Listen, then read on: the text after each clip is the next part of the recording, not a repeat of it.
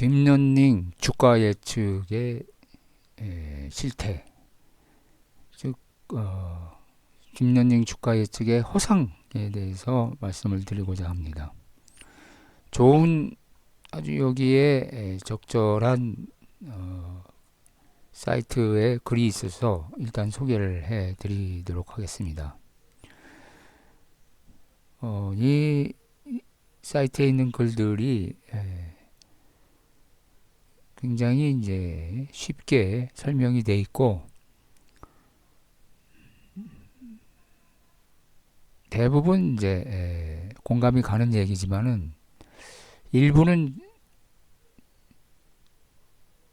저의 의견과 좀 맞지 않는 부분이 있어서 그 부분은 이제 보충 설명을 해드리도록 하겠습니다. 자, 하나씩 이제 살펴보면요. 타이틀이 딥러닝 초보들이 흔히 하는 실수, 주식 가격 예측 AI라고 되어 있는데요. 우리가 보통 딥러닝이다라고 하면은 뭐 여러 분야에서 이제 사용되고 있죠. 우리 여기 보신 바와 같이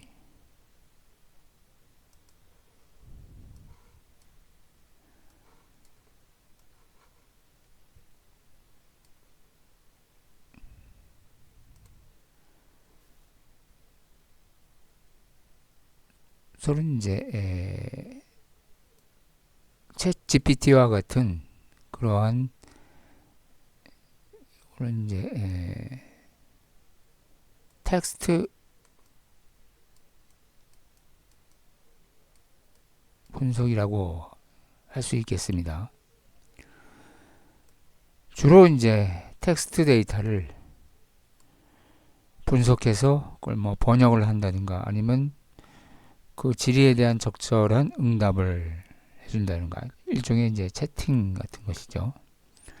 뭐 요즘 챗 GPT 같은 것이 그와 유사한 여러 제품들이 각광을 받고 있는데요. 그리고 또 다른 분야는 뭐냐면 이제 생성이죠. 생성 영역. 이미지나 동영상을 이제 생성해내는. 그래서 내가 요청하는 그러한 바에 따라서 뭐 때로는 창의적인 그러한 이미지나 동영상을 만들어주는 그런 작업을 말씀드릴 수가 있겠습니다. 주로 이제 여러분들이 많이 사용하는 것들인데요. 두 부분들이. 뭐 기타 이제 여러 가지 실무적인 차원에서의 응용이라고 할 것 같으면 이제 데이터 분석이라는 게 있겠죠. 데이터 분석과 분류.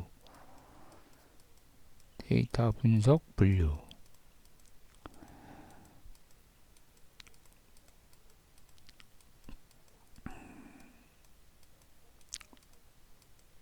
과학 분야나 아니면은 이제 비즈니스 분야에서 여러 데이터를 분석하고 그것을 분류해내는 그러한 작업에 또 많이 활용되기도 합니다. 자, 그런데 이런 것들은 우리가 어느 정도의 이제 성과를 갖다가 얻었다고 우리가 자평하고 있는데요. 그래서 AI의 특히나 딥러닝의 놀라운 그러한 발전이다라고 우리가 생각할 수가 있겠습니다.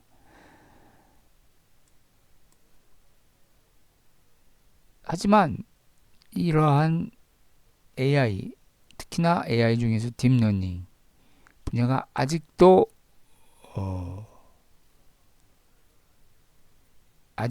그 미개발 지역이라고 할까요? 미개발 영역이라고 할 수 있는 것이 있습니다. 그것이 뭐냐면은 예측 분야입니다. 앞날을 예측하는 거죠. 다가오지 않은 미래를 예측하는 겁니다. 뭐 예측이라고 하면은 이제 우리가 이미 밝혀진 그러한 과거의 사실들을 예측하는 게 아니라요. 미래를 예측하는 겁니다. 미래를. 그래서 요 분야에는 우리가 흔히 이제 뭐 날씨라든지, 그렇죠? 내일 날씨가 어떻게 돼요? 그리고 중요한 게 이제 주가라는 게 있습니다. 물론 이 분야에서도 많은 경제적 효과를 우리가 얻을 수 있겠지만은 경제적 효과 측면에서 우리가 따져본다면은 비용 대비 경제적 효과는 그렇게 크지. 물론 이제 절대적인 그러한 효과 측면에서는 많은 성과를 보였다고 할 수는 있겠는데요. 우리가 이런 것을 만들기 위해서는 상당한 비용이 들죠. 그죠? GPU 들어가는 GPU만 해도 뭐 하여튼 수천 개가 들어가야 되고요. 그리고 학습하는 데만 해도 많은 시간과 인력, 비용이 들어가게 됩니다. 그래서 들어가는 비용 대비 효과, 즉 경제적인 효과가 과연 있느냐 하는 것은 이제 퀘스천 마크입니다. 하지만 이 예측 분야에서 뭐 날씨는 차치하고더라도 이 주가에 대해서 어느 정도라는 거는 뭐 많이도 아닙니다. 한 60%, 내일의 주가를 60%만 맞춘다고 하더라도요. 이거는 어마어마한 경제적 효과를 볼 수가 있겠죠. 어마어마한 경제적 효과를 낼 수가 있습니다. 그렇죠? 요건 나중에 제가 이제 뭐 정확하게 계산을 해 드리겠지만요. 근데 과연 여기서 이제 우리가 드는 의문이라는 것은 과연 주가를 딥러닝으로 예측할 수가 있겠느냐 하는 문제입니다. 거기에 대해서 아주 나름대로 아주 충실한 그러한 사이트에 글이 있어서 제가 좀 따왔는데요. 저자는 누군지 잘 모르겠고요. 하여간 그건 중요한 얘기가 아니고요. 타이틀이 딥러닝 초보들이 흔히 하는 실수라고 되어 있습니다. 그래서 주식 가격 예측 AI라고 그러는데 이 타이틀만 보더라도 제대로 된 전문가라면은 우리가 딥러닝으로 주식 가격을 예측할 수 있다라는 어떤 숨겨진 그러한 신념이 들어가 있는 듯합니다. 뭐 과연 그런지는 한번 이제 글을 읽어오면서 검토를 해보도록 하겠습니다.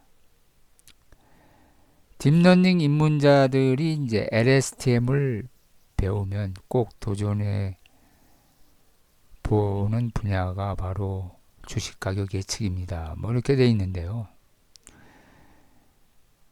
이 글은 어느 정도 딥러닝에 대해서 딥러닝 프로그램을 할 줄 아는 사람들을 대상으로 이제 작성된 것으로 사료됩니다. 뭐 LSTM, 시퀀스 데이터 이런 것들이 나오는 것을 봐서요.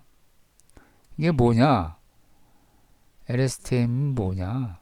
라고 이제 뭐 간단히 설명을 드리자면 딥러닝에는 여러 가지 모델들이 있습니다. 여러 가지 모델, 정확히 말씀드리자면 아키텍처죠. 구조가 여러 가지 구조의 모델들이 있는데요. 그 중에서 이 뭐 주가 예측이나 뭐 이런 등의 데이터들은 시간 순서대로 데이터가 나열이 되어 있죠. 이런 것들을 우리가 시계열 데이터라고 합니다. 시계열 데이터라고 합니다.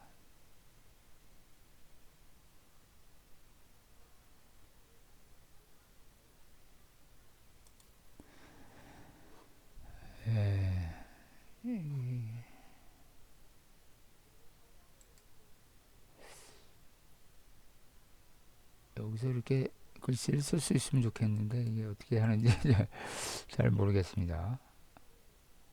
시계열 데이터. 그냥 이걸 가져와서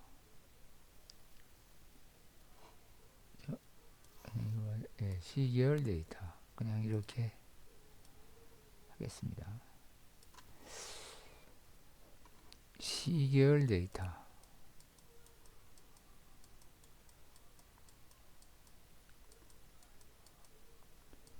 시계열 데이터.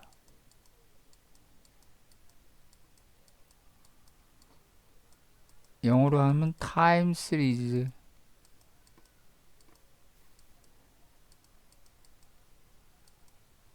데이터라고 하죠. 타임 시리즈 데이터라고 합니다. 시계열 데이터들을 우리가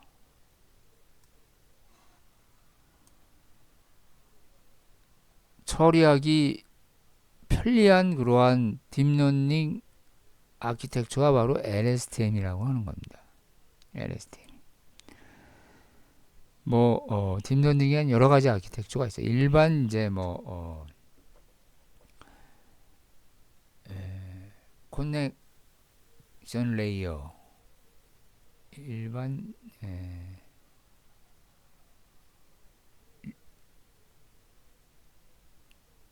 그 단순히 우리가 표현해서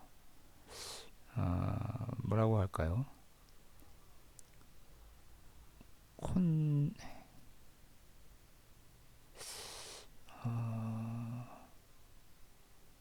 댄스 레이어. 그렇죠.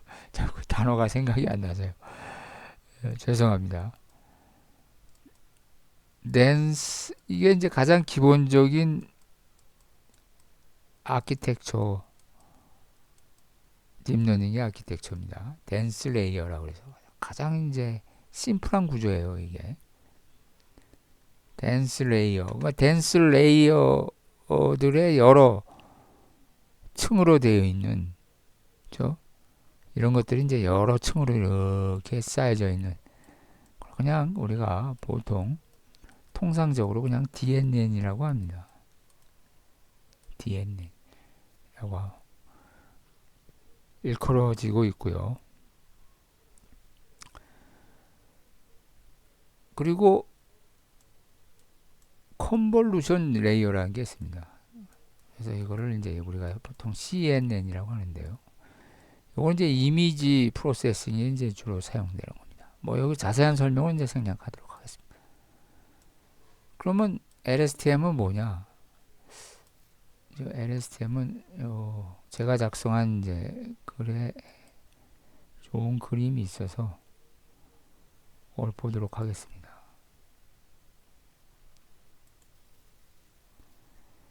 자, 이 그림을 보시면 이게 이제 LSTM 구조인데요. 데이터가 들어가죠? 그럼 이 데이터가 처리가 돼서 나온 아웃풋이 다시 인풋으로 들어와서 그 다음 순서의 데이터와 결합이 돼서 다시 처리가 됩니다. 이런 것이 반복이 됩니다. 이것을 이제 쭉 펼쳐보면은 이런 식이 됩니다. 데이터가 시간 순서대로 이렇게 하나씩 들어오거든요. 들어왔던 데이터가 처리가 돼서 다음 순서의 데이터와 결합이 돼서 또 처리가 되고 그 결과가 또 다음. 이게 이제 이렇게 계속 순환되는 구조를 이해하기 쉽게 펼쳐놓은 겁니다. 이런 게 바로 LSTM 구조입니다. 이런 것이 LSTM. 그럼 일반 DNN 구조는 그런 게 아니죠. 그냥 단순히 그냥 순환되는 구조가 아니라 인풋이 들어가면은 바로 아웃풋이 나와서 처리가 되는 그런 구조입니다. 물론 이제 이런 인풋도 다차원이고요. 그 처리하는 요 레이어도 여러 개의 이제 유닛 또는 이제 로드들로 구성이 돼 있겠죠. 뭐 아웃풋도 이제 다차원일 수가 있고요. 아니면은 이제 뭐 하나일 수도 있고요. 뭐 그거는 이제 정하기 나름입니다. 이렇게 되어 있는 것이 이제 LSTM인데요. 여기서 이제 주로 이러한 이제 주가 예측이나 뭐 이런 데 사용되는 그러한 구조가 LSTM입니다. 그래서 연속된 시퀀스 데이터를 다룰 때 좋은 레이어라고 한다라고 여기 이제 돼 있죠. 그래서 뭐 보통 이제 뭐 1일에서 20일 사이에 주식 가격 20개를 시간 순서대로 나열해서 앞서 보여드렸던 그러한 LSTM 구조에다가 하나의 시퀀스로서 들어가게 됩니다. 이게 하나의 시퀀스가 이제 하나의 데이터가 되는 것이죠. 여기 이제 그림이 이게 좀 복잡한데요. 이 내부 구조입니다. LSTM이. LSTM 내부 구조가 좀 복잡하게 되어 있습니다. 그래서 뭐 이런 자세한 거는 여기 개는 또 다른 내용입니다. 이거 겐이 왜 여기 나와 있는지 잘 이해가 안 되는데요. 이건 괜히 이제 쓸데없이 나온 거고요. 이건 겐이라고 하는 것은 이제 앞서 얘기했던 이미지 생성 뭐 이런데 주로 사용되는 구조고요. 그래서 주식 가격을 이제 예측을 했다는 얘기죠. 여기 보시면은 이제 원래 지수가 빨간색이고 그리고 파란색이 예측인데 거의 붙어 있죠. 그래서 이거 뭐 정확하게 예측 값하고 실제 값하고 같다라고 와우 정확도 지리네 부자될 때 뭐 이런 식으로 농담을 하는데요. 근데 자세히 보면은 이와 같이 이제 약간의 차이가 있습니다. 빨간색이 실제 지수 주가 가격이고요. 파란색이 이제 예측 가격입니다. 여기 그런 식으로죠. 빨간색은 실제 가격, 파란색은 예측 가격입니다. 표현이 되어 있습니다. 그럼 이거는 뭐냐? 28일에 주가가 어떻게 될 거냐고 물어보시면 27일에 주가 가격이랑 같습니다라는 답변과 같다는 얘기죠. 그죠? 왜냐하면 여기 1일 차이가 같죠? 27일인데 여기 28일 똑같은 가격이다. 그러니까 이렇게 내일의 주가는 오늘의 주가와 같다 라고 해버리면은 이와 같이 그래프가 마치 옆으로 한 칸 이동한 것처럼 되어버린다는 얘기죠. 이거를 이제 보통 흔히 실무자들은 뭐 레깅 현상이다라고 이제 뭐 이렇게 얘기들을 하는데요. 이거는 특별히 뭐 어떤 이유에서 나오는 현상이라기보다는요. 이거는 뭐 레깅이라는 이름을 붙일 필요도 없는 그러한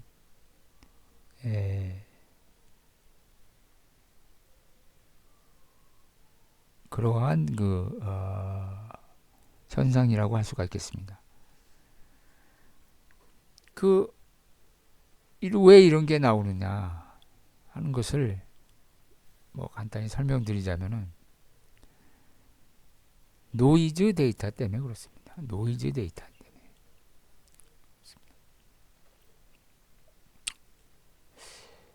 그 노이즈 데이터가 뭐냐 하는 것을 이제 뭐 간단히 또 설명을 드려야 할 것 같은데요.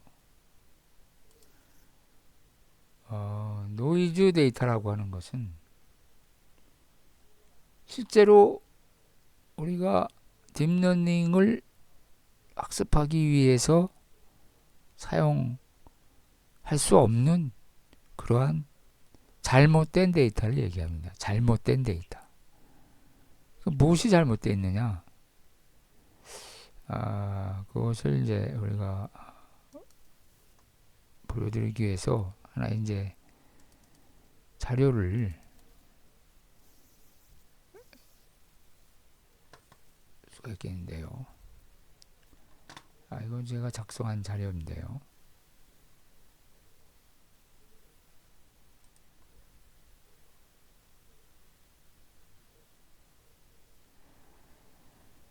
자, 뭐 간단히 말씀드리자면은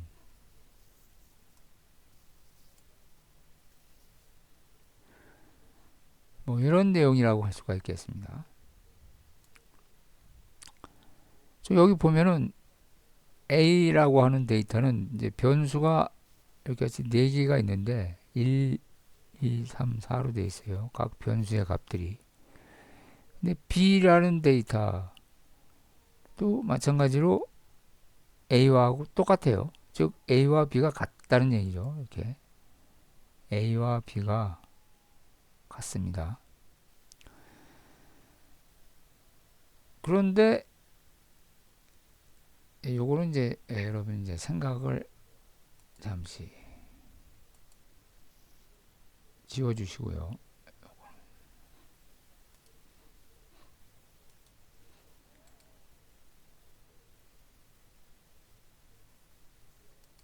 요거는 이제 여러분들 없는 걸로 하고요. 이거 지워주시고. 근데 A라는 인풋 데이터에 의해서 뭐 이제 이게 하나의 주가의 흐름이라고 합시다. 그리고 그 다음 날에 주가의 상승 하락 여부라고 합시다. 아웃풋이. 0은 이제 하락이라고 합시다. 하락.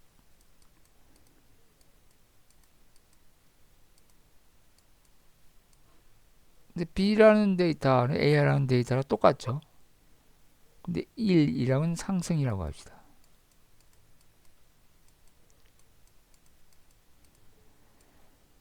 자, 이런 데이터가 관측이 되었다. 과거 데이터로서. 근데 이것을 가지고 학습을 한다. 그러면 어떻게 되겠습니까? 이건 맞지가 않죠. 그죠? 똑같은 인풋인데 왜 하나는 하락이고 하나는 상승입니까? 그죠? 이거는 있을 수가 없는 얘기죠. 그죠? 그래서 이런 데이터들을 우리가 노이즈 데이터라고 합니다. 노이즈. 노이즈죠. 이게 노이즈. 잘못된 데이터죠. 그죠? 뭔가 하나는 잘못된 거죠. 노이즈 데이터.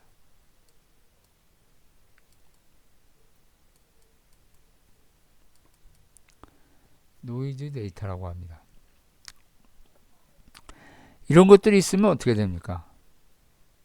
학습을 시키면은 이런 노이즈 데이터를 제거를 안 하고 학습이 되면은 어떻게 됩니까? 지금 데이터가 들어왔는데 한 번은 하락이고 한 번은 상승이다. 그러면 어떻게 돼요? 나는 모르겠다. 그렇죠? 하락도 아니고 상승도 아니다. 뭐 이렇게 학습이 될 겁니다. 아마. 중립을 위치하는 거. 중립이란 건 뭡니까? 오르지도 않고 내리지도 않으면 똑같은 값이 되는 거죠. 어제나 오늘이나 똑같은 값이 되어버린다. 이런 얘기입니다. 그래서 이 노이즈 데이터에 의한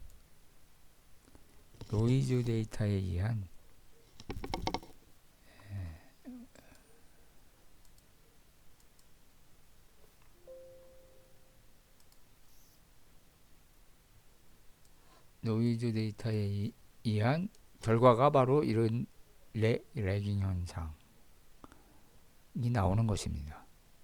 다른 게 아니고요. 여기 보면은 뭐 구구절절히 이유를 설명했는데 왜 같으냐? 여기에 핵심적인 그 이유가 이제 나와 있지 않습니다. 뭐 여기 보면은 컴퓨터는 가장 로스가 적게 나온 효율적인 예측을 만들었을 뿐이다. 이게 충분한 설명이 안 되는데요. 이거는